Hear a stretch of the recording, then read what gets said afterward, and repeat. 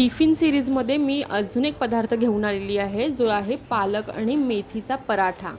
तर सर्वप्रथम आपण पालकचा पराठा पाहूया. यासाठी मी पालक 2 मिनटं पाण्यामध्ये शिजवून घेतलेला आहे. आता आपण मिक्सरमध्ये पालक, आलं, लसूण आणि मिरची ॲड केलेली आहे. आता ही मिक्सरला आपण बारीक वाटून घेणार आहोत. शिवाय मी इथे गव्हाच्या पिठामध्ये थोडंसं बेसनचं पीठ ॲड केलेलं आहे आणि मगाशी जी आपण प्युरी केली होती पालकची, ती आपण इथे आता पिठामध्ये ॲड करणार आहोत. यामध्ये आता आपण ॲड करूया धने जिरे पावडर, गरम मसाला, तीळ,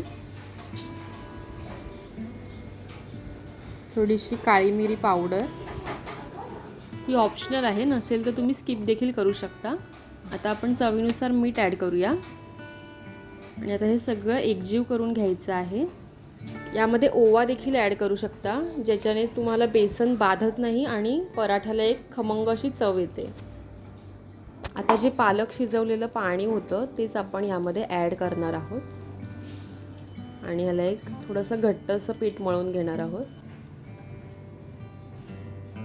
त्यानंतर ह्याला एक 10 ते 15 मिनटं आपण झाकून ठेवणार आहोत मुरण्यासाठी. इथे तुम्हाला हवा त्या शेपमध्ये तुम्ही इथे पराठा लाटून घ्यायचा आहे. गोल किंवा त्रिकोणी आकार देखील चालेल. त्यानंतर दोन्ही बाजूनी छान व्यवस्थित भाजून घ्यायचं आहे आणि इथे आपला पालक पराठा रेडी आहे. तुम्ही टोमॅटो सॉस किंवा दह्याबरोबर सर्व करू शकता.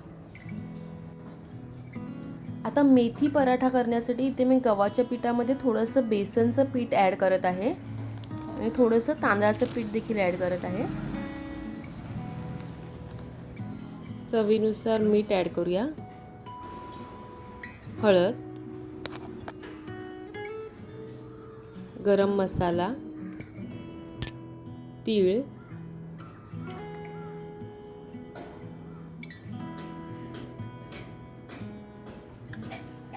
ओवा चुरून टाकायचा आहे थोडासा.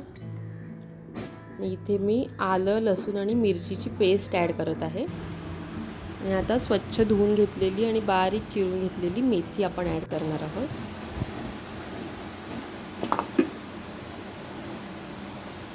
आता लागेल त्यानुसार आपण ह्याच्यामध्ये पाणी ॲड करत जाणार आहोत आणि त्याचा असा घट्ट असा पिठाचा गोळा मळून घेणार आहोत.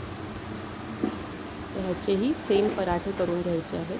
आता हेच पराठे जर उरले तर काय करायचं हे आता मी तुम्हाला पुढच्या एपिसोडमध्ये दाखवेल. त्यामुळे जर तुम्ही प्रथमच जर माझ्या चॅनलवर आला असाल तर सबस्क्राईब करा आणि बेल आयकॉनवर देखील क्लिक करा, ज्यामुळे तुम्हाला नेक्स्ट व्हिडिओची नोटिफिकेशन मिळेल. Thank you for watching.